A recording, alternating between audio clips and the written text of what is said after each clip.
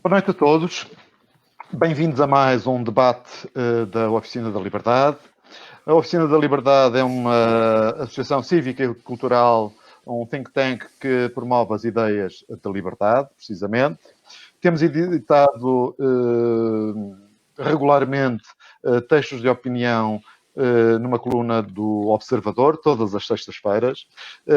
Já organizamos diversos debates no Porto e Lisboa, sessões que são tertúlias com participação do público sobre diversos temas.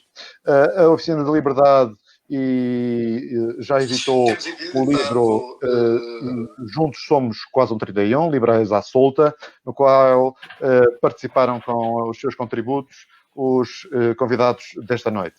A Oficina da Liberdade vai continuar a promover estas sessões na internet, todos os domingos às 9 da noite, sobre outros temas e para os quais convido a estarem atentos na nossa página do Facebook e na internet. E desde já passava a palavra aos convidados, aos quais agradeço. É sempre um gosto ter amigos connosco. E José Bento Silva, agora contigo a sessão iniciar-se-ia e boa conversa e obrigado a todos. Obrigado eu. Bom, o Telmo introduziu-me como se eu fosse moderar isto, mas isto não é um debate moderado, é uma conversa entre três pessoas que se conhecem há algum tempo e que se dão bem.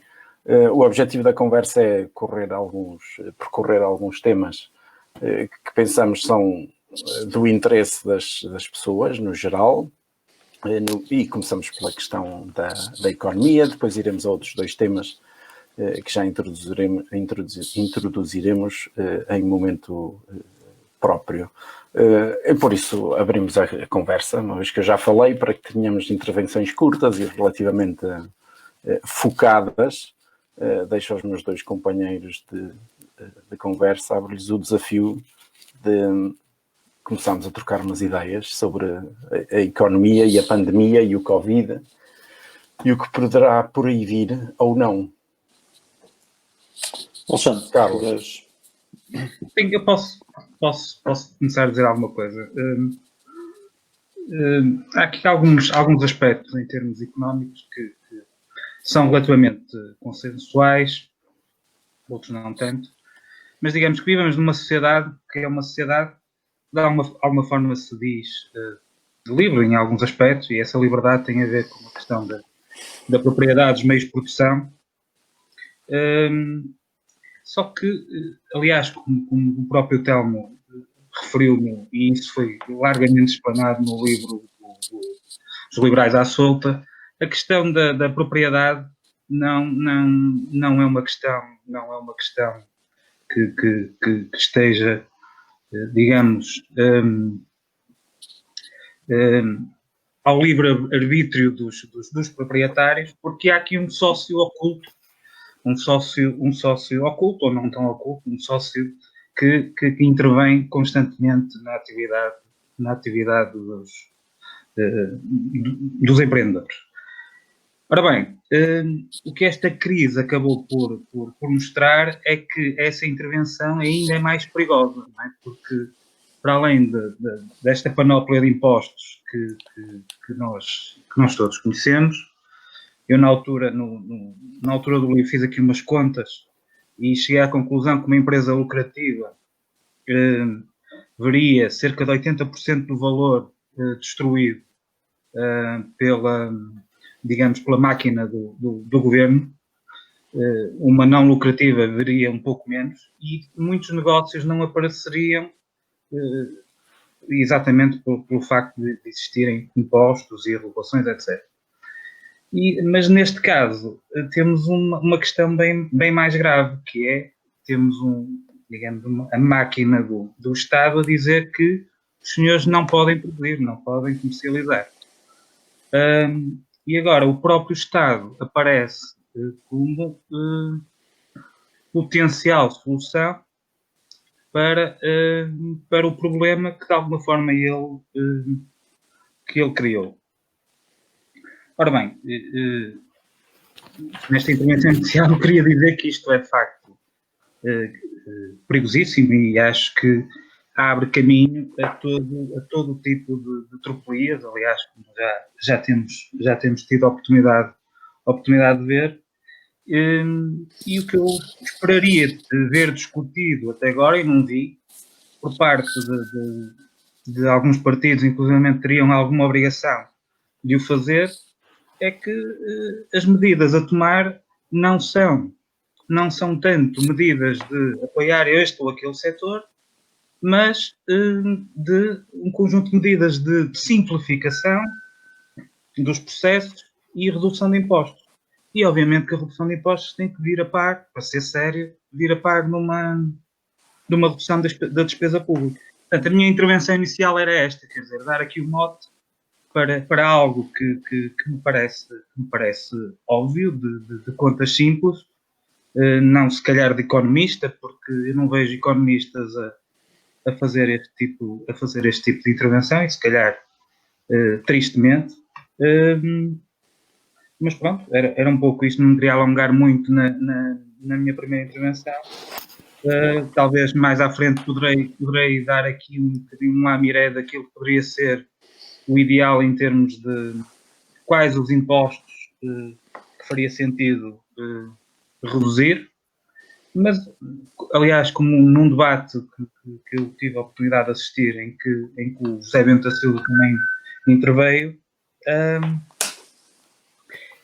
a questão dos impostos versus a atribuição dos subsídios, mais que uma questão económica, é até uma questão moral, não é? Uma questão para quem defende o liberalismo,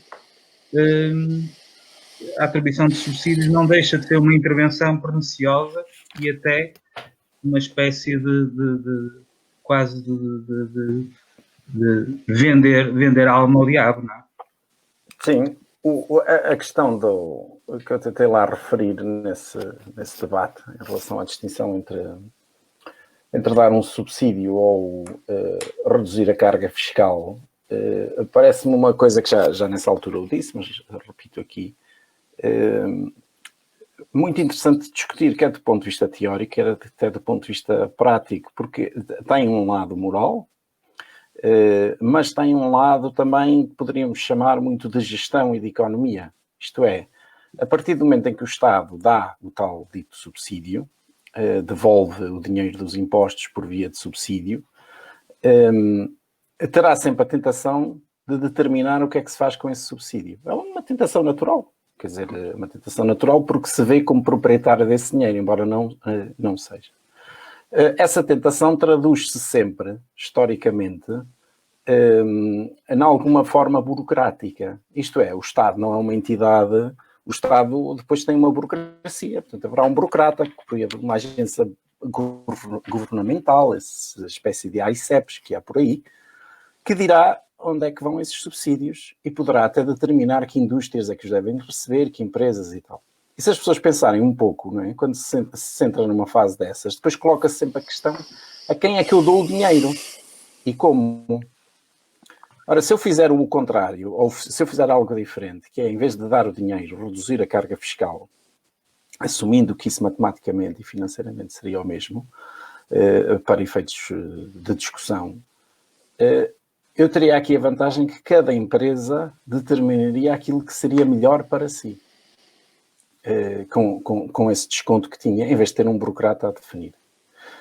Ora, o que a mim me espanta nesta coisa, e depois já deixo o Carlos falar, que o Carlos é um grande expert neste tipo de discussão, imagino, o que a mim me causa grande espanto e até uma certa ansiedade, não tenho vergonha de o dizer, é porque é que as pessoas não gostam desta segunda opção.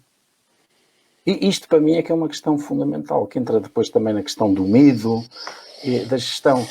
O que é que faz as pessoas terem mais segurança numa agência governamental em vez de confiarem que o empresário vai fazer aquilo que será melhor para os interesses da sua empresa?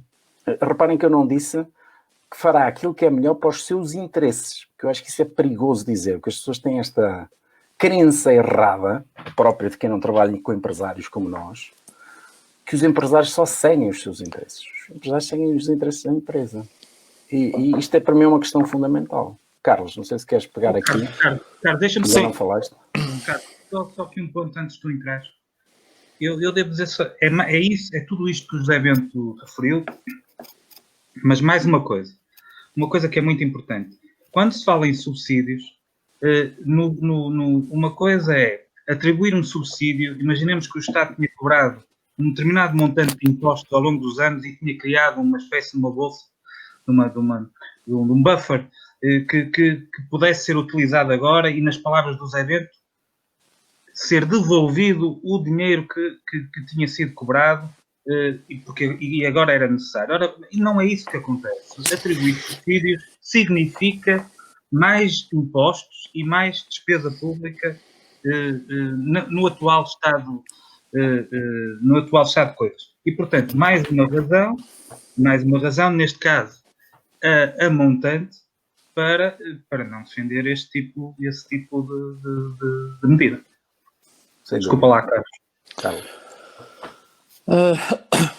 Enfim, sobre impostos, sobre o quadro geral, eu acho que aqui estamos a falar da questão das pandemias em geral, esta em particular, mas no caso das pandemias em geral, para já o que elas tornam presente é que o risco percepcionado de negócio até agora é maior, quer pela própria pandemia, o impacto que tem nos negócios, quer pelo intervencionismo e pela possibilidade do estado de emergência obrigar a paragem económica, não é? Eu diria até que, sei lá, no turismo, os restaurantes têm que aumentar a sua margem bruta. Impacto económico, e já vamos falar do Estado. O impacto económico imediato é que toda a gente, todos os negócios e todas as pessoas, de repente lembram-se, ou têm de se lembrar que a sua reserva de cash, de dinheiro monetária, tem que ser maior do que foi até hoje, não é? E a margem bruta dos negócios tem que cobrir essa obrigatoriedade de construir essa reserva monetária. Portanto, eu não queria chamar que é um resultado bom, não é? Porque uma coisa, enfim, não quero tirar coisas boas de uma situação que afeta muita gente em termos de não só a questão dos falecidos, mas enfim, o impacto económico que isto tem. Portanto, eu diria que a consequência imediata é de facto esta consciência que vai crescer sobre ter que ter uma margem bruta de negócios em geral maior para poder construir uma reserva monetária, para poder estar, se for preciso, 2 ou 3 meses fechados. É o que parece, não é? Assim, imediatos. E parece que as pessoas estão conscientes disso. Não, eu acho que as pessoas apercebem-se, não é? Os negócios apercebem-se, toda a gente se apercebe, não é? Principalmente no turismo, não é? São mais diretamente afetados. Essa é a primeira consequência económica, não é? Assim, imediata.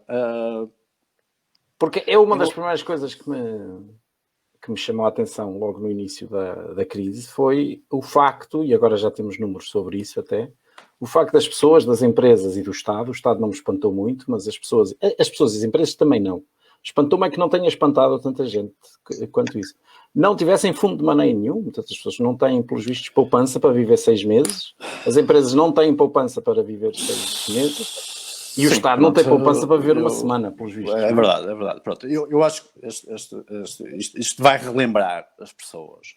Há questões que fazem com que, em termos de sociedade, em termos de paradigma, a posse de cash não exista tanto como deveria existir, chamamos assim, numa ordem natural. Vamos usar a ordem natural como um paradigma. Que é o sistema monetário que temos, ou seja, o cash, quando existem crises de cash, aparece um banco central a injetar moeda, as taxas de juros são zero e são negativas, né? Que coisa absurda, taxas de juros negativas é a coisa mais absurda que pode haver, e nós vivemos num absurdo, não é? Eu no outro dia fiz um comentário sobre o radicalismo, eu aliás uso muitas vezes a expressão radicalismo ao centro. A maneira das pessoas verem se há alguma coisa moderada é uma coisa que é falada com um tom moderado, e os passos são pequeninos, não é? Mas o problema é que o tom moderado, os passos pequeninos, ao longo de pequeninos passos, consegue-se acabar numa situação, na verdade, que é extremamente radical, que é que temos agora, que temos um sistema monetário com taxas de juros negativas, que é uma penalização da posse de cash. Não é? O que é que poderia ser mais irracional do que penalizar a posse de cash com taxas de juros negativos? é um absurdo completo, não é? Mas pronto, como esta sessão não é sobre isso, há de ser sobre, em termos de economia pura, há de levar outras discussões, mas é a primeira coisa. Portanto, este acontecimento vem-nos relembrar a importância de ter cash, de ter reservas monetárias, e quando o sistema o desincentiva. O desincentiva com taxas de juros zero, o desincentiva com taxas de juros negativas, e desincentiva porque o Banco Central vem espalhar liquidez por todo lado quando ele falta, e isso, quando há alguém que vem suportar de uma forma artificial, que há de ter consequências, não importa agora analisar, a falta de cash, no fundo também está a incentivar que as pessoas não construam a sua reserva monetária, não é? Fora o que é retirado em impostos, não é? Pronto, mas vamos dizer que em equilíbrio, numa situação qualquer de impostos, que toda a gente é consensual, não será por mim, mas há aqui um choque, não é? E essa falta de fundo de maneio nota-se, não é? Não só em termos de negócios, em termos pessoais, não é? Das pessoas, não é? Pronto. E portanto isto relembra-nos. Há aqui uma questão logo nos primeiros dias, enfim, para falar de impostos, para mim a proposta inicial de partida, para mim, é uma descida de 50% de impostos em termos de proposta política, não é? Mas agora estamos a falar da pandemia e como ela aconteceu, e os efeitos que tem a economia. Logo, no imediato, eu estava-se a ver a meio de março que se podia tomar algumas medidas que podiam ter sido logo de emergência, e a primeira que eu tinha proposto, porque era fácil de implementar, e até comentei isso com outras pessoas, não propriamente libertárias, mas portanto, que era a TSU zero, não é? A TSU zero podia ter vindo a tempo do processamento de salários de março, e podia ter sido abril também, não é? E, portanto, a TSU zero, quer para os indivíduos, quer para as empresas, já facilitava muito em termos de processamento de salários, já baixava muito os custos de salários e o fundo de maneio. Mais tarde, passados uns dias, isto não dava para trás para a frente, e era preciso, a minha proposta já ia mais para a frente, que era, se houver estado de emergência, enquanto houver estado de emergência, onde fosse possível implementar um choque de impostos zero, podia-se ter feito, onde for possível, operacionalmente. Eu digo isto onde for possível porque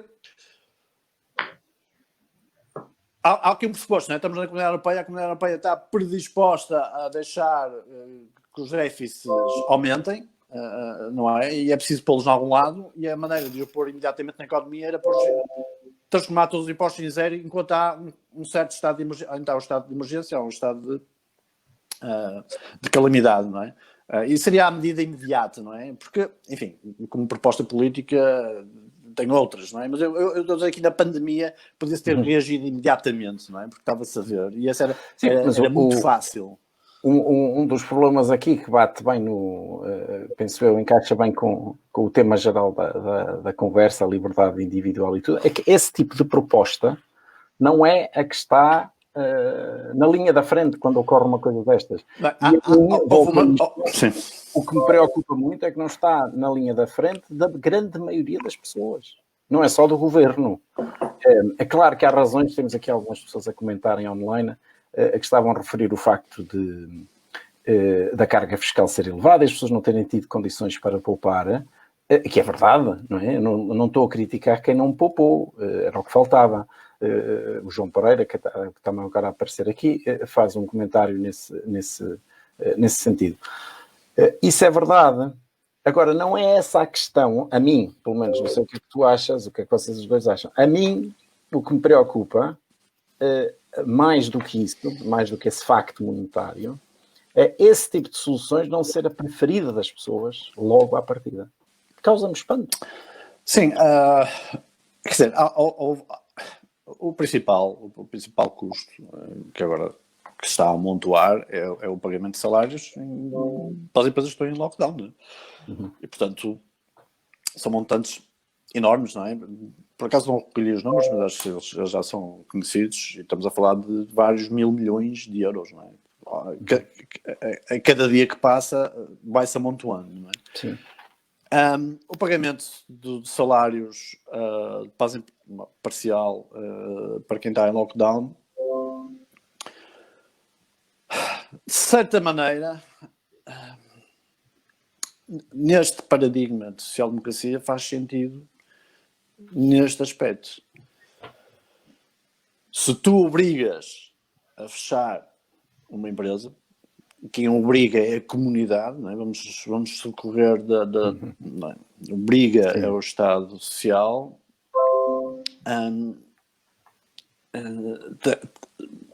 tem que se prestar alguma coisa. Sim. Portanto, não é de todo disparatado dizer que esse custo que cai sobre todos existe. A questão é se podemos discutir se o lockdown deve existir ou não é? E vamos passar para a segunda parte, não é? E podemos falar um bocadinho sobre isso. Sim, mas para isso já lá vamos num momento.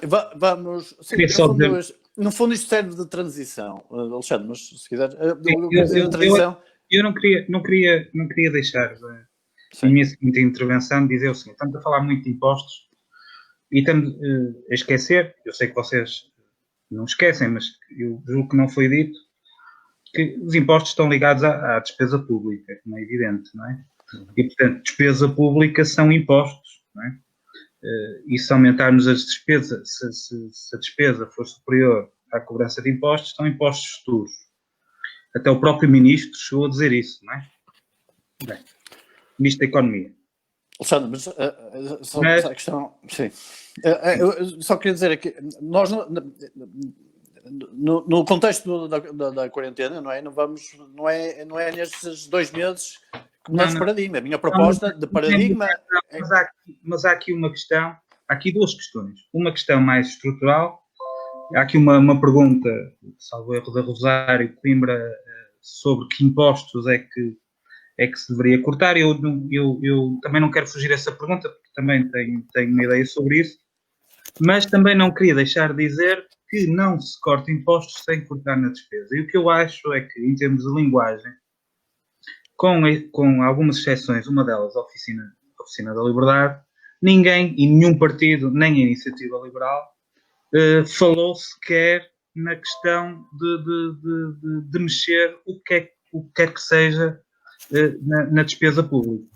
A única coisa que houve por parte da Iniciativa Liberal e depois, salvo erro, também do PSD, foi alguma indignação sobre o aumento, ou sobre a não suspensão do aumento extraordinário de funcionários públicos em pleno estado de emergência. Mas ninguém falou que uma das formas de resolver este problema seria, e eu concordo com o que o Carlos diz, a isenção de TSU, pelo menos temporária, não é? Até ver. Mas como é que financia? Portanto, mas isso cria um problema, não é? Embora não seja tecnicamente um imposto, porque tem a ver com a segurança social, mas, enfim, vai dar ao mesmo e, portanto, tem que ser financiado. E uma forma de financiar era, evidentemente, cortar os salários dos funcionários públicos, não de uma forma universal, mas a ver com algum critério, nomeadamente os funcionários públicos foram para casa em teletrabalho, que não é teletrabalho nenhum, quer dizer, nós, por exemplo, no caso dos professores, de facto, os professores em geral apresentaram, da minha experiência, acho que estão a fazer o melhor possível, mas o que é facto é que, não sendo culpa deles, há um serviço que deixou de ser prestado. E havendo um serviço que deixou de ser prestado à comunidade, e esse serviço é financiado com impostos, uma forma de resolver o problema é cortar no financiamento a esse tipo de serviços. E, portanto, isso sobraria, evidentemente, espaço para cortar. Ok, certo. Eu só... É assim, nós estamos a analisar uma situação de emergência temporária, não é? Estamos aqui a propor um novo Estado. E para isso tenho muitas propostas, que para mim é cortar 50% de todos os impostos e toda a despesa. Enfim, é a proposta partidária. Mas não é isso que está em questão. Naqueles dias imediatos vai haver um estado de emergência, o que se deve fazer, não é? E com um pressuposto. Há dinheiro da Comunidade Europeia, porque a Comunidade Europeia vai deixar alargar o déficit temporariamente, não é? Portanto, uma maneira de abordar isto é assim: vai haver dinheiro, posso concordar que sim ou que não, mas vai haver dinheiro, o que é que se deve fazer imediatamente, não é? E, portanto, operativamente era durante 2 meses fazer qualquer coisa, não é? A TCU era muito fácil de implementar porque, pronto, era zero e ficava. O IRS também, quer dizer, deixava de haver, portanto, durante 2 meses podia haver um corte o mais abrangente possível. Sim, mas só temporariamente, não é? Temporariamente, durante os 2 meses. A maior parte da despesa que aqui está em causa é o pagamento de salários de lockdown. Simultâneo, estamos a falar de 2 mil milhões de euros, quer dizer, não estamos a falar de peanuts, não é? Estamos a falar de 2 mil milhões para pagar salários de pessoas, porque as empresas estão fechadas, não é? E eu queria fazer a transição para o tema da pandemia, só para dizer, se nós vamos falar um bocadinho sobre isso, nas situações em que, mesmo em termos de liberdade individual, se nós acharmos que um conjunto de pessoas tem que estar em quarentena, e obrigamos através de direitos de propriedade e contratualmente, é um dos temas que vamos abordar, se obrigarmos alguém, uma aldeia, como fizeram em Ovar, ou fechar, a fazer uma quarentena por alguma questão que justifique sanitariamente, nós temos que lhes dar alimentos, não é? No mínimo, não é? E, portanto, a questão do pagamento dos salários em lockdown, que é o principal custo que estamos a assumir agora, para além do crescimento do negócio geral, vem desse bolo que há temporariamente, não é? Estamos a falar de coisas de emergência, não é? Não estamos a propor fazer aqui um programa de partido para eleições, não é? Estamos a analisar estes 2 meses em muito objetivos, não é?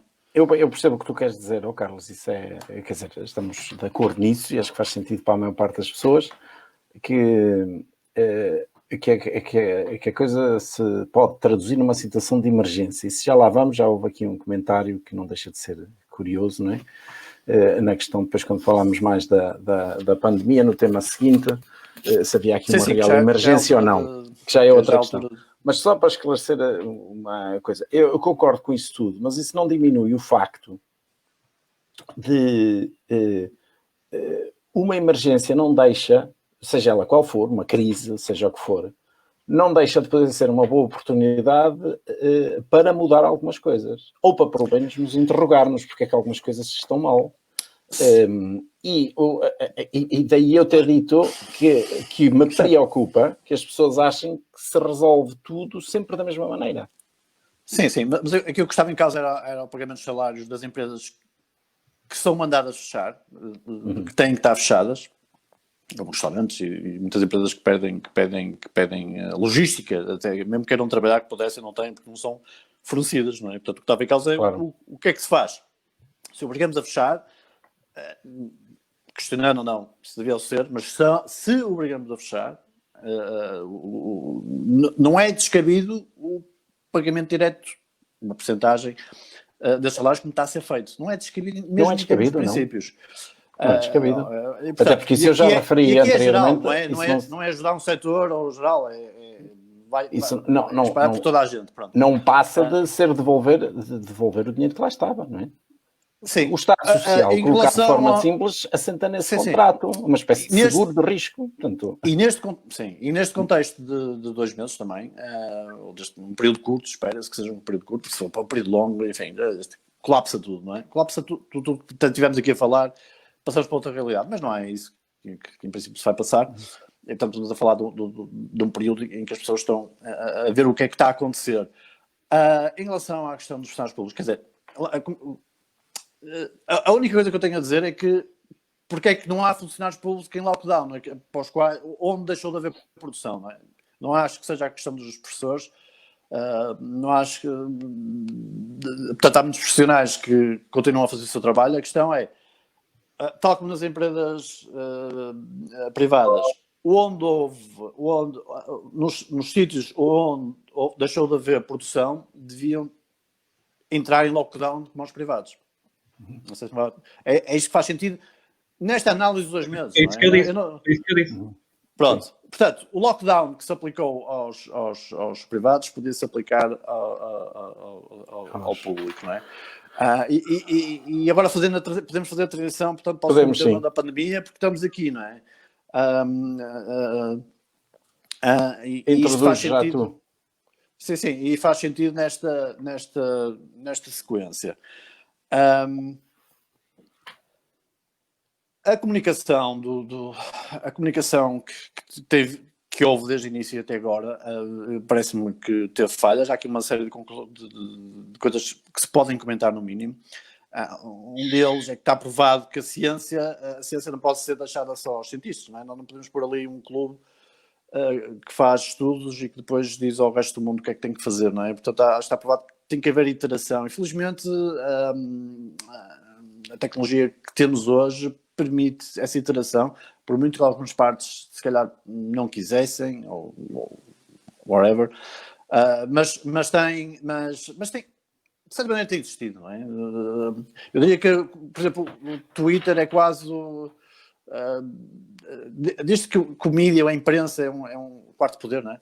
Seja o quarto poder, o Twitter passou a ser outro poder por causa que foge ao formato formal da imprensa legacy, como se diz agora, a imprensa tradicional, e portanto permite um canal de interações das pessoas a discutirem e a confrontarem dados e a confrontarem perspectivas, que é bastante positiva e é bastante bom em termos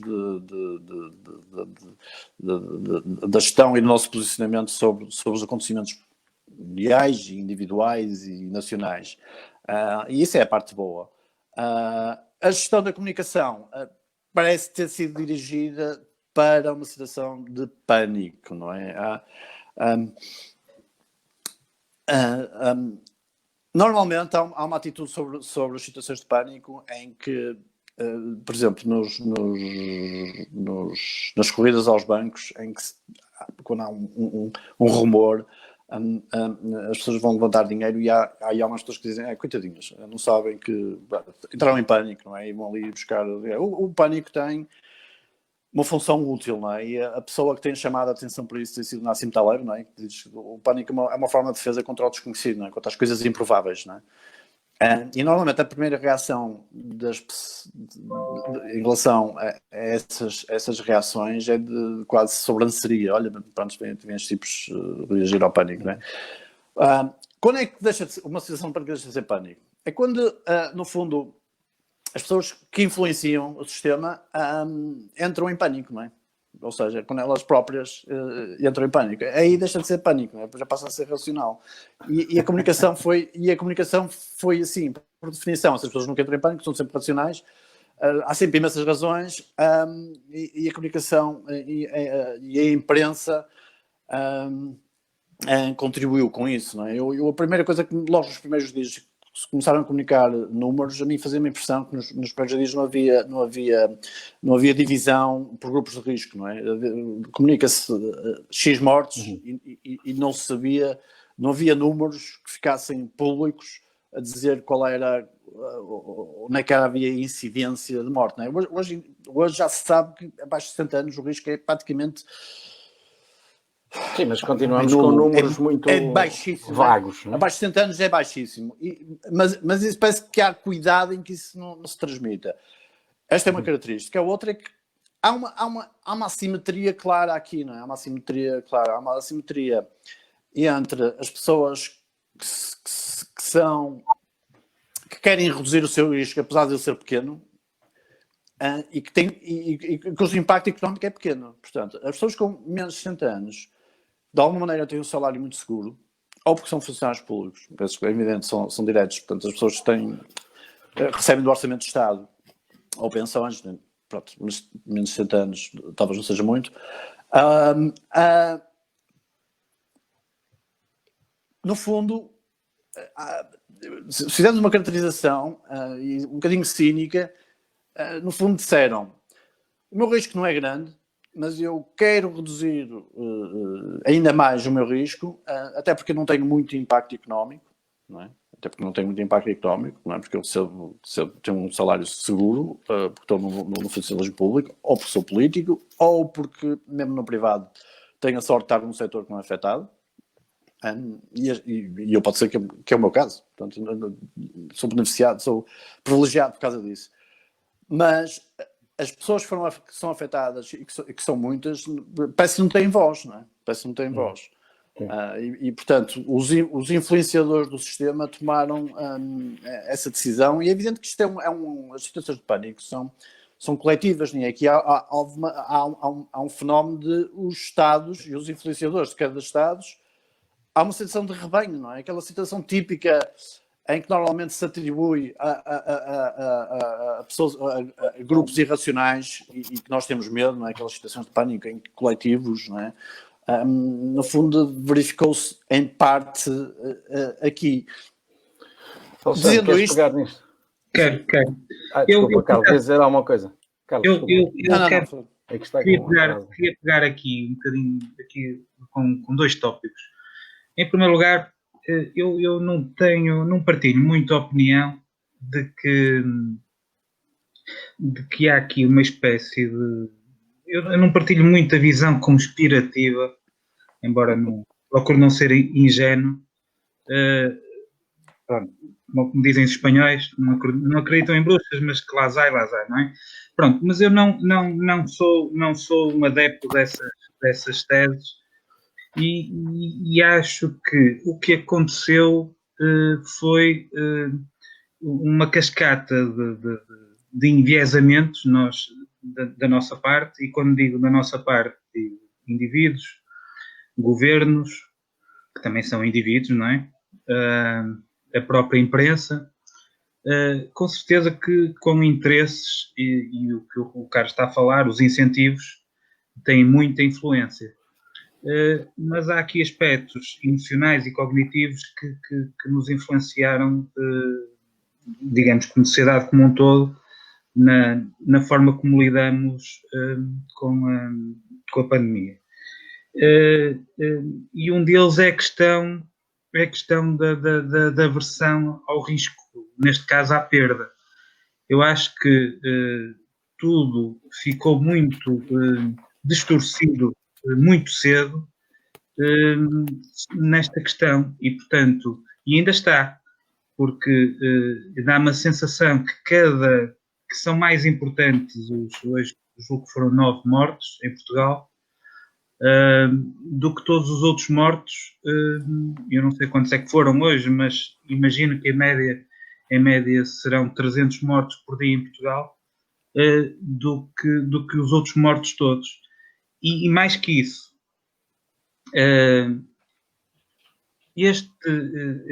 digamos, estas perdas humanas,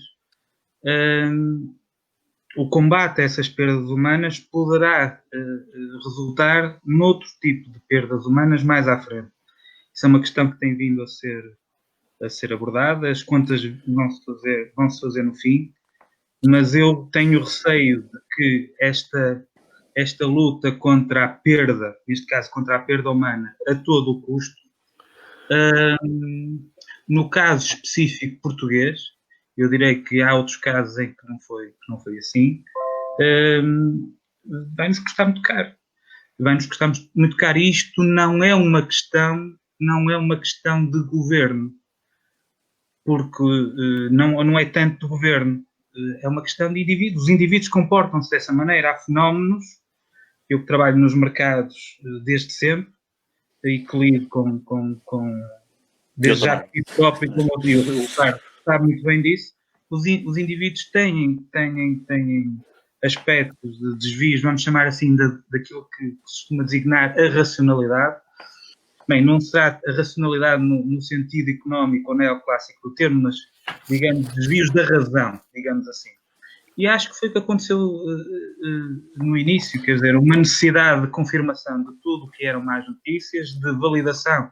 Eu, por exemplo, esta semana, num zapping na televisão portuguesa, que procuro não ver o menos possível para manter a minha sanidade mental, mas num zapping que apanhei, já verifiquei, no caso da TVI, a tentativa de associar uma subida pontual dos casos em Portugal com o levantamento do estado de emergência. E, portanto, nem sequer raciocinaram que nem sequer tinha passado o tempo suficiente em termos de incubação.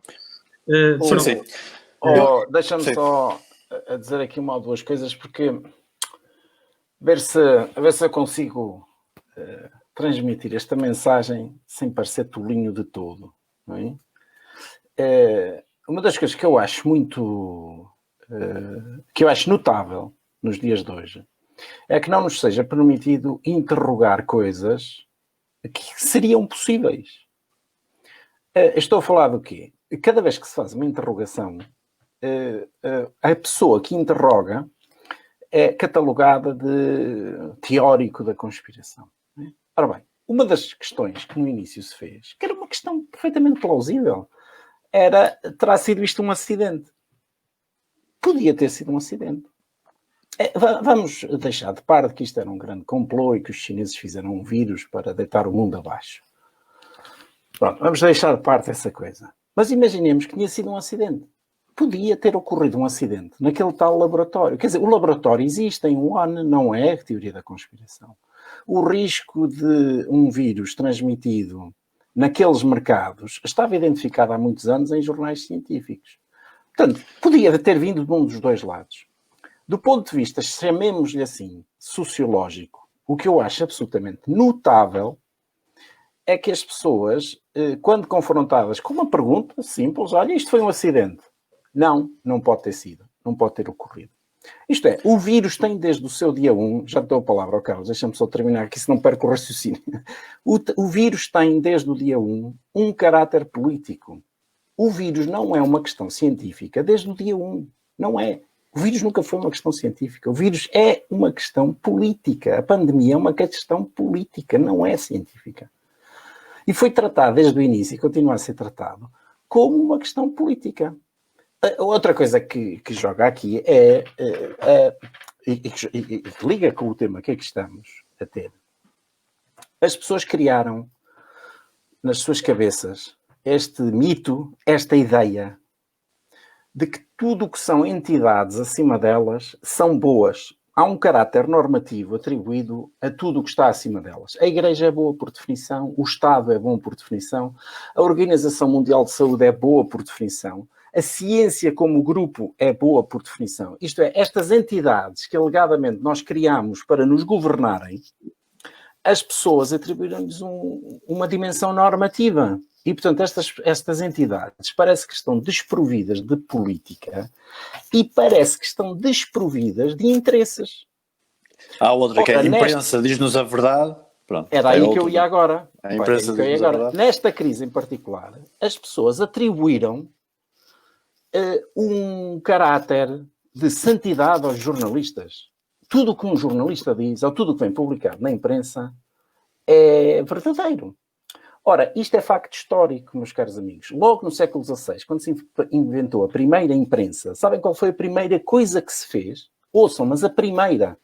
Foi protestantes e católicos começarem a publicar panfletos com falsidades sobre o campo oposto. A imprensa nasceu no século XVI com base na mentira, não na verdade. Isto é que é uma coisa absolutamente espantosa. Mas hoje em dia as pessoas acham que a imprensa teve uma origem na verdade e que continua a ter um papel de transmissão da verdade.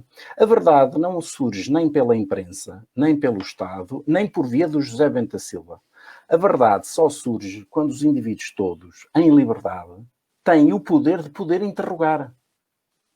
Ora, catalogar qualquer pessoa que interroga como teórico da conspiração e perguntas legítimas, o que faz o Bill Gates nisto? Isto é uma pergunta legítima, tenham lá paciência, mas é virólogo. Ele nem o curso acabou, não sei se as pessoas se lembram.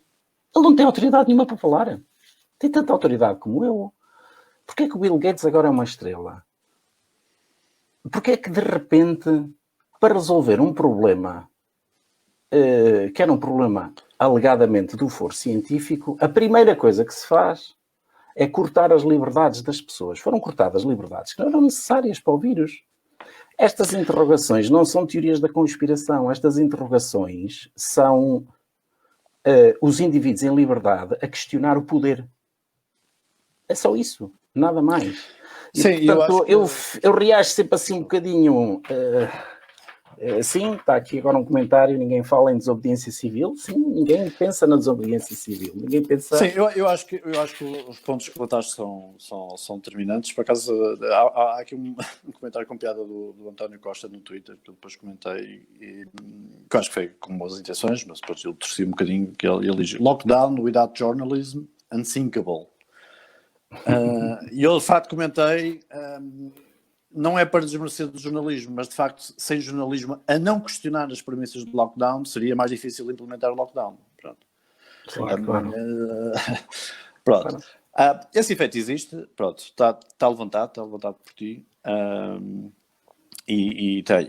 Eu acho que agora devemos, enfim, caminhamos também para o final, vamos chegar aqui demasiado tempo, mas há uma questão de liberdade individual sobre este tema, não é? E é evidente que no início nós não tínhamos a certeza como é que era a transmissibilidade, embora de facto a China podia ter informado melhor o mundo desde o início, incluindo os grupos de risco, não é? Se tivesse sido claro logo em janeiro, e os chineses tivessem dito com clareza que os grupos de risco é 70 e 80 anos e abaixo o risco é muito pequeno, isso nunca teve claro, não é? Nós em março, em 15 de março, ainda estávamos mais ou menos no desconhecido, não é? O que é isto, não é? Portanto, ainda não tínhamos a certeza que o grupo de risco estava intermediário e há muita gente que parece que ainda não identificou que abaixo de 60 anos chamar àquele risco, enfim, eu costumo usar a palavra covarde, mas tenho que usar a palavra covarde. Acho que há alguma covardia no grupo que não é de não risco, não é? Porque não há razão nenhuma para abaixo de 60 anos as pessoas deixarem de trabalhar e deixarem, a maior parte das pessoas são sintomáticas, não têm problemas graves, há sempre vítimas, mesmo fora dos grupos de risco, mas enfim, não tem expressão, não é? Abaixo de 60 anos não tem expressão. E portanto há uma... aliás, nós podemos dizer, em caso extremo, o que parece aqui é que a transmissibilidade parece ter sido muito maior e muito antes do estado de emergência, ou seja, a transmissibilidade, quando se começou o estado de emergência, já estava feita, quer dizer, já há pouco, parece que não haveria resultados, parece, não quero falar com 100%, com certezas, que não sou, mas é o que parece.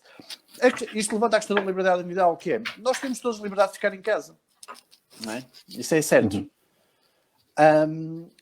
O que temos que questionar é se nós temos o direito a obrigar as outras pessoas a ficar em casa. Isso nunca aparece. Parece que há aqui um consenso da social-democracia e da vontade geral, não é? Pode tudo, não é? Pode tudo, principalmente se forem as elites. Enfim, falo elites, não é que não... Todos fazemos parte delas e não fazemos, não interessa, não é? Enfim, é só para usar um termo fácil, não é? A elite decidem e parece que não há problemas de liberdade. É que eu costumo, enfim, tornar a coisa tão clara, não é? As pessoas são... Nós tínhamos falado na questão das armas quando estávamos a preparar isto, se era tema... e não é tema para agora, não é tema para agora. O que eu quero dizer é assim, quando se diz que nós decidimos o lockdown e, portanto, as pessoas têm que estar em casa, as pessoas que são a favor disso têm que perceber que estão a usar armas e a polícia para impedir outras de fazer aquilo que elas não acham que podem fazer. Portanto, estão a usar armas e a apontar armas. Quando se decide uma coisa que é compulsória, está-se a usar armas. E isto parece que é tudo são todos fofinhos. Não é fofinhos, há pessoas presas, há pessoas detidas, há negócios chaves, há pessoas que entram em falência económica, há pessoas que vão para o desemprego. Ou violência de outra maneira, não é? Com uma arma apontada. No final, tudo que é compulsório tem uma arma apontada. Portanto, e eu não digo que não estou a pôr de parte que se tomem decisões coletivas, porque é o sistema que temos, mas ao menos que haja alguma parcimónia, não é? E a primeira coisa é, quem tem medo, pode ficar em casa até agosto, até ao final de agosto. Proibir as outras pessoas de sair de casa, tem que ter consciência que está a usar meio de violência, obviamente, não é? E depois... Claro, isso já não há dúvidas. Fazendo a ponte para a terceira parte, que era a questão como é que a liberdade individual pode tratar estes casos, não é? E assim, depois o Alexandre pode complementar. Eu queria dizer uma coisa sobre isso. Tá. Só voltando atrás, sobre a questão da desproporção das medidas, eu estou genericamente de acordo, quer dizer, estamos todos de acordo, não é? Nós, quando estivemos a preparar este debate, se eventualmente poderá haver aqui alguma divergência maior em termos de opinião, é que eu penso, talvez ao contrário do Carlos, eu não sou libertário, não me considero libertário. E, portanto, eu não tenho grande simpatia pelo anarcocapitalismo, não vou muito por aí. Eu hoje comprei uma máscara que diz Libertarian, porque já sabia. Ok. Muito bem. E portanto, a questão para mim é esta. Há aspectos, vamos chamar assim, coletivos na nossa vida em sociedade, em que os perigos, os potenciais perigos dizem respeito a todos. Eu posso dar alguns exemplos, mas um vírus altamente contagioso e altamente letal, que nós podemos encontrar em filmes, em livros, etc., não é neste caso concreto. É um desses temas em que se justifica, ou que não entra, antes de entrar a questão da responsabilização individual, que é algo que nós concordamos todos, que é uma peça essencial, tanto do liberalismo como do libertarianismo, não é? Ora bem, se há um risco do vírus contaminar toda a gente e uma parte significativa da população morrer, eu concordo que o papel do governo também passa por proteger a vida das pessoas. Eu concordo com isso. Atenção. O que eu não concordo é que, agora usando aqui as palavras do Carlos, é que isso seja usado sem qualquer tipo de parcimónia e também, de alguma forma, foi o que também disse o Zé Bento, sem apelo ao contraditório, com uma ditadura, digamos, dos cientistas, que andam todos às apalpadelas, também nisto tudo, não é? E com um sistema de incentivos altamente perverso, não é? Como o Carlos acabou por salientar. Agora, eu, em tese, só para terminar, em tese, eu não discordo, e já tive algumas discussões sobre isso, eu não discordo que um dos papéis do governo é exatamente esse papel da proteção da vida e das coisas, não é?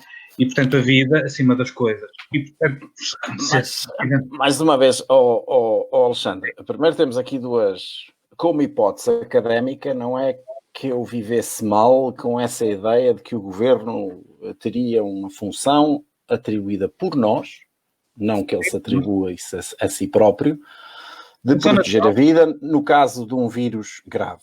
Mas isto não era um caso desses. Essa é que é a questão. A questão é que foi construída toda uma narrativa para nos fazer pensar que era um caso destes. Não estávamos num caso desses que aparecem nos filmes. E a facilidade com que o caso foi transformado como se fosse num caso desses de filmes, e a facilidade com que certas coisas foram rapidamente obstruídas, nomeadamente a possibilidade de se fazer perguntas sobre o que é que se estava a passar. Bom, neste momento estamos com o YouTube, tem vídeos de alegada teoria da conspiração bloqueados na sua rede. Portanto, a facilidade com que isto foi feito só aumenta a minha suspeita. Em princípio, o que tu dizes, eu até poderia ver. Embora, eu devo alertar para uma coisa, mais uma vez, eu penso que esse tipo de raciocínio cai no erro de que os indivíduos e as comunidades locais não tinham racionalidade suficiente para se autoprotegerem de um vírus dessa natureza. Quer dizer, as pessoas não são nenhum entes imbecis que precisam que alguém lhes diga que têm que fugir de um vírus que as vai matar em 10 segundos, não é? Elas à partida fazem. Sim, um dos argumentos usado contra o estado de emergência da minha parte é que não há falta de medo das pessoas sobre transmissão de doenças, não é? As pessoas têm medo e retraem-se e tentam minimizá-lo. Paradoxalmente, como nós sabemos que a transmissibilidade até é muito grande, nos casos em que a transmissibilidade, e este parece um caso desses, a transmissibilidade é muito maior do que estamos a pensar. Portanto, as populações provavelmente estão, em Nova Iorque chegaram a números de 20-25%, noutros casos anda por aí, se calhar é maior, e estamos a falar de 1 em 4 pessoas, não é? É tão grande. Eu diria que não há, quer dizer, achei um artigo que eu não li completo, só do Henrique Raposo, não é? A dizer uma coisa, a dizer muito bem aquilo que eu já tinha, enfim, comentado, não é? Nós passamos dualizada a curva para, de repente, não queremos infecção. a ideia do início da pandemia da dualizada curva, para mim, pronto, é uma ideia aceitável, mas que não tinha o pressuposto que vamos acabar com a infecção. As pessoas vão fugir de serem infectadas. Não, isto só acaba quando as pessoas tiverem... Não se sabe qual é a porcentagem de imunidade do grupo. Não é? Eu já vi números entre 30, já vi 70. 70 é normal para uma gripe normal. Mas nos casos mais graves, pelo que eu percebo, sem ser especialista, nada, a mim parece-me, que eu consigo ver aqui e acolá, perceber é que a imunidade do grupo é mais cedo, não é? Não precisa chegar a 70% da população. Mas isto acaba quando chegar a 70% da população. Não vale a pena fugir a isso. Nós podemos adiar, mas ela passa por nós, especialmente pelos menores de 60 anos, não é? É quase para dizer que se calhar quero já do que mais tarde, não é? Por exemplo, se uma pessoa for infectada e quiser fazer uma quarentena enquanto estado de emergência, é melhor do que eu agora, em agosto, quando já acabou, eu tiver positivo e tiver que ficar, quando o estado de emergência já acabou, tiver que ficar de quarentena, não é? Pronto. Portanto, paradoxalmente, quanto maior a transmissibilidade, mais a ideia que me fica é, se é assim, aceitemos, faz parte, os riscos fazem parte. E, portanto, não vamos parar a economia. Vamos continuar com cuidados, com o melhor tratamento possível, principalmente a proteção dos grupos de risco, não é? Que foi sempre a questão que nunca esteve propriamente bem tratada logo no início, não é? De haver um estado de emergência para os grupos de risco, não é? Sim. E, portanto, o paradoxo é, quanto maior for o nível de transmissibilidade, mais não há nada a fazer, mais vale continuar a vida como ela anda. Não sei se me faço perceber. Porque se a transmissibilidade não for muito grande, tu podes contê-la. Não é? E podes fazer, não, está aqui uma aldeia, vamos pará-la e isto está tudo bem. Está aqui a nossa amiga Rosário Coimbra está aqui a fazer um comentário que é muito interessante, que é muito antes diz a Rosário, vocês os três estão a esquecer-se que dia antes do decretamento do estado de emergência a população já estava toda voluntariamente em casa. Só que há aqui um pequeno pormenor nisto, isto é verdade, isto é verdadeiro. Isso ocorreu aqui na minha universidade. Nós começamos a receber e-mails dos alunos, basicamente a chamarmos de psicopatas que não tínhamos encerrado a universidade. Houve um clamor, isto tem duas coisas, não é? Tem uma coisa, um aspecto é que demonstra o argumento. Os indivíduos têm noção do que têm que fazer para se autoproteger, não precisam do Estado para lhes dizer. Pronto. As próprias pessoas tinham noção desse risco. Agora, há aqui uma pequena coisa que a mim me preocupa bastante, que é o facto de eu me querer isolar não quer dizer que eu ande a fazer o policiamento dos outros. É este pequeno pormenor que a mim me assusta bastante. E o facto de eu me querer auto-isolar e o facto de eu estar consciente do risco e de poder haver outros que não estão, não me dá o direito de lhes coartar alguns direitos básicos. Nós queríamos viver numa sociedade basicamente perfeita, em que todos têm noção de tudo e fazem tudo, não é? Mas não, há sempre alguém que não usa preservativo. E isto é um risco que tem que ser assumido sempre, que não é muito diferente disto do vírus. E nós temos medo desse risco, queremos uma situação de perfeição. E o desejo por essa situação de perfeição leva sempre a este tipo de sim, e nós tínhamos falado aqui que o terceiro ponto é o que é que pode fazer a liberdade individual numa situação destas, não é? O que é que o mercado e o que é que as pessoas, para já as pessoas temos que dar confiança às pessoas de fazerem aquilo que é certo, até porque não falta medo. Eu acho que o comentário da Rosário é certo. Aliás, o Gabriel Silva no Twitter escreveu uma vez isso, disse, quando se estava a falar do fim do estado de emergência, que as pessoas começaram a isolar-se bastante antes do estado de emergência e vão acabar com o estado de emergência elas próprias, não é? No fundo, as pessoas começaram, não é? Começaram a isolar, tiveram uma primeira reação de receio pelo desconhecido, não é? E, portanto, começaram a retrair-se e a defender-se, ainda antes do estado de emergência ser proclamado. E depois o Gabriel Silva. E também vão acabar com ele antes do governo, independentemente do governo, não é? Porque as pessoas começam a sair à rua, começam a ser criticadas por algumas, e as pessoas começam à conclusão que têm negócios que têm mesmo que pegar neles. E é evidente que se o estado de emergência não tivesse acabado, ou não tivesse já previsto em 15 de maio haver abertura, provavelmente havia a desobediência civil, não é? E positivamente. Agora, há aqui espaço de defesa para a liberdade individual e exercendo o direito de propriedade, não é? Os restaurantes, todos os pontos de comércio devem poder dizer só entra aqui com máscara, não deve ser preciso um estado de emergência. Claro. A noção que eu tenho é que se não houver estado de emergência e se não houver, lá está, se não houver um aparato de elite que ache que uma coisa é suficientemente grave, se calhar o dono de um comércio que queira fazer uma coisa que ainda não foi proclamada e verificada pela autoridade, não sei de quê, que se disser assim, não, você só entra aqui com máscara, o cliente vai fazer queixa e diz que está a ser discriminado. Não é? Portanto, a proibição de discriminação é um problema, porque na verdade, quando as pessoas têm receio, começam a atuar, quem tem um comércio também tem medo, não é? E, portanto, pode dizer, não, eu quero estar aberto, quero sobreviver, mas quero obrigar todos os clientes a entrar com máscara. Poderia fazê-lo sem estado de emergência, ou antes, em janeiro. Se em janeiro houvesse comerciantes a dizer só entra aqui neste supermercado com máscara, em janeiro, a Organização Mundial de Saúde ainda tinha dito que não havia transmissão entre animais e humanos, para aí a 15 de janeiro, para aí a 12. Os tweets são públicos, não é? É fácil de ver. Portanto, tinha dito que não havia transmissão.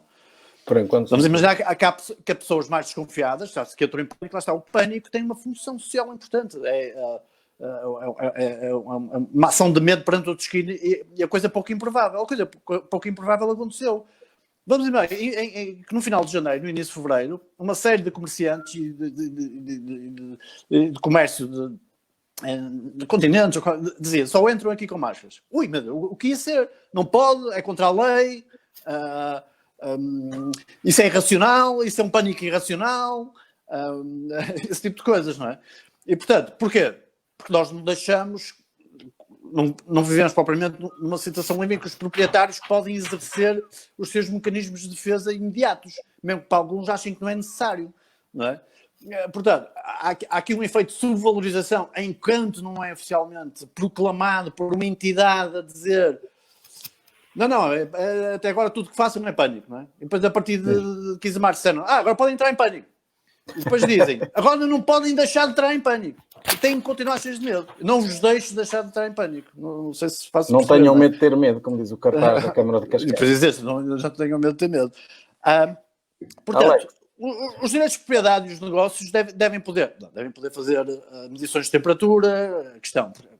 Claro que podem. Então é que eu tenho um espaço comercial, tenho uma empresa, tenho uma fábrica, não é de poder ter uma medição de temperatura para ver se alguém está positivo. Pode obrigar a ter máscaras, deve poder ter máscaras, não é? Portanto, há questões simples. Como é que os testes... O problema que aconteceu dos testes nos Estados Unidos foi que a CDC tinha o monopólio da produção de testes. E teve um problema. Logo na primeira fornada, aquilo teve um problema aos testes. Portanto, aquilo demorou a saírem os testes. Pronto, caíram em cima do Trump, tudo bem. É outro tema. Mas foi isso. E o Trump acabou com o monopólio e começou a ser feito... Os testes começaram a ser feitos em laboratórios privados. Foi esse o problema dos testes nos Estados Unidos. A outra coisa que eu ponho portanto, há um problema de produção, não é? Por causa da regulação, não é? Portanto, a capacidade da economia oferecer mecanismos de defesa está ressarcida, está tolhida. Porquê é que não há testes nas farmácias em todo lado? Não é? Os testes, porque tem que ser só uma entidade, não é?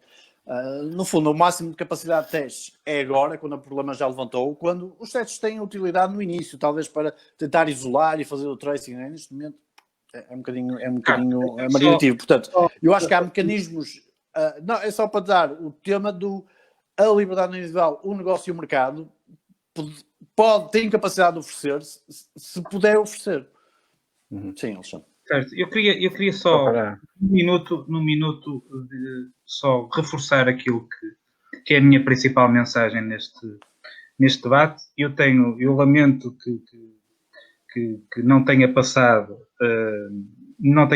nas pessoas uma ideia diferente sobre como lidar com este problema. Eu percebo que era um problema que incorporava no início e incorpora agora uma grande incerteza, não é? E há o desconhecido e, portanto, há sempre a precaução deve ser uma palavra usada e praticada, e portanto tudo isso eu compreendo. Claro.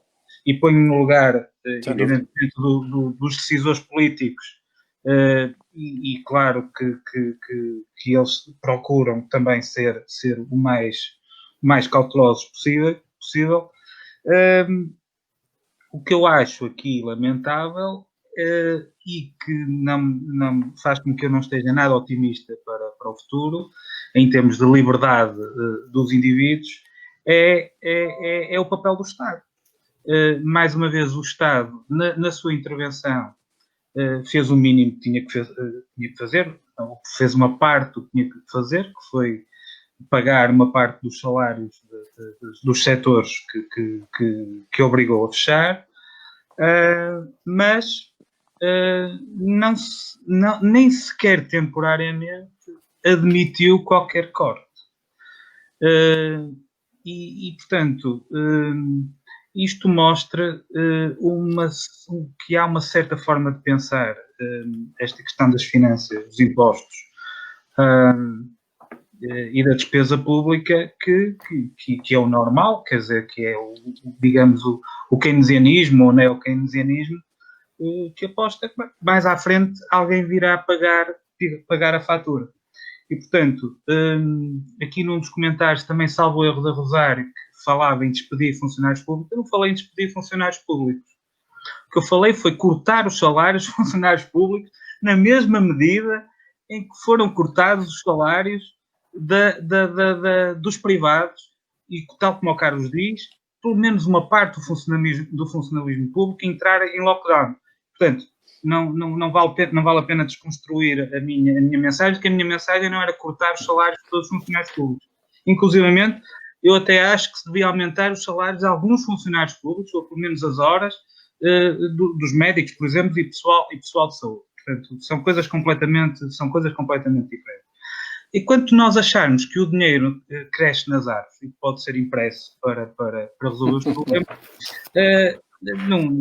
pronto, as coisas serão ganhas pelos políticos populares e pelo extremo centro que o alimenta. Pronto, é isso que eu tenho a dizer. Ok, estamos em palavras finais, suponho eu, em comentários finais eu não tenho da sessão, para dizer, eu gosto sempre só de rematar, quer dizer, daqui a bocado já deixamos entrar o Telmo fazer o remate. Eu penso que a conversa foi boa. Eu continuo-me só a preocupar 3 coisas. Eu ando nos últimos tempos muito teórico, não é? Que imposto cortar e que imposto não cortar.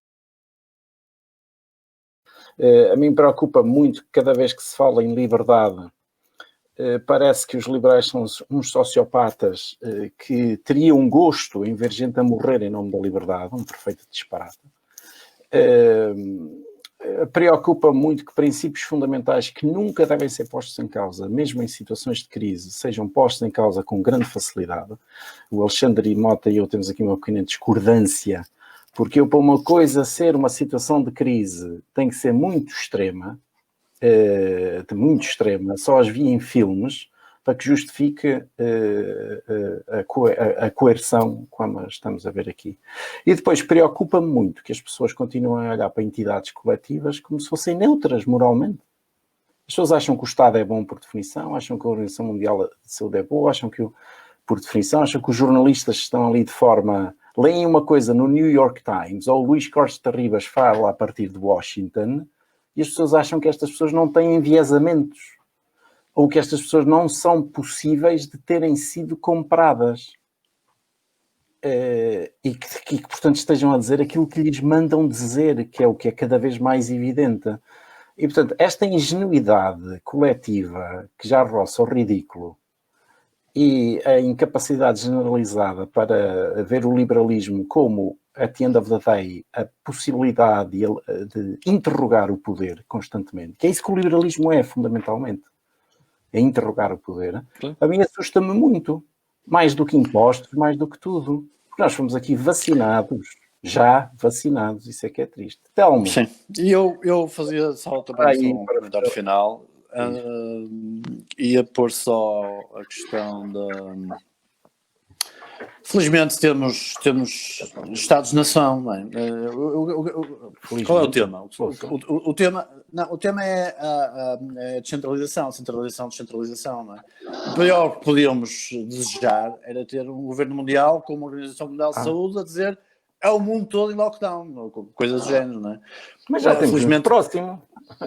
Claro, isso é o Belzebu que tem que ser combatido, mas pelo facto de haver a descentralização de soluções é muito presente, não é? Claro que a descentralização máxima é propriedade, não é? E, portanto, numa ordem natural libertária, a resposta a este tipo de problemas seria micro e não... Já estamos muito próximos mais micro. Há cada vez mais muito micro, não é? Porque seria, se calhar, cidade a cidade, aldeia a aldeia, federação de cidades, enfim, a ordem social seria outra, mas podemos ver os benefícios, por exemplo, na Europa, não é? A Suécia optou por um caminho, outros países optam por outros caminhos, e isto permite-nos observar mutuamente respostas e soluções e elas serem discutidas. Portanto, muito bem. Esta questão da centralização está presente e deve estar presente. Por acaso podíamos fazer e aqui mostrou-se um dia. José Bento da Silva, deixas-me uma boa deixa. Há aqui muito sumo para tratar noutras conversas e eu agradeço-vos aos três a participação e os vossos comentários e ideias que deixaram no ar. E apenas gostava de convidar quem nos ouve hoje para que no próximo domingo, à mesma hora, às 21h, teremos um outro debate com um outro tema sobre economia e empresas e acho que será também interessante. Serão anunciados em breve os convidados e certamente será do interesse de todos. Obrigado a todos. Boa noite. Obrigado. Obrigado.